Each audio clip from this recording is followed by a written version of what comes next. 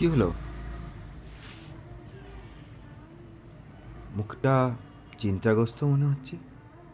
মুখে হাসি নেই, কপালে চিন্তার ভাঁজ পড়েছে। কি নিয়ে এত চিন্তা করছেন?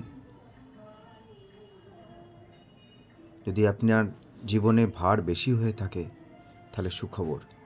আমিও আপনাদের মতো একজন সাধারণ মানুষ, যে জীবনের তাপ উত্তাপ নিতে নিতে ক্লান্ত হয়ে পড়েছি এবং রাস্তা খুঁজছি কী করে এই চাপ থেকে বেরোনো যায়।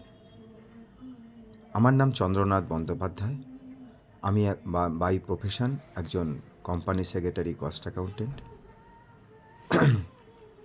আমার বয়স ঠিক ধরেছেন, 50 জাস্ট ক্রস করলো।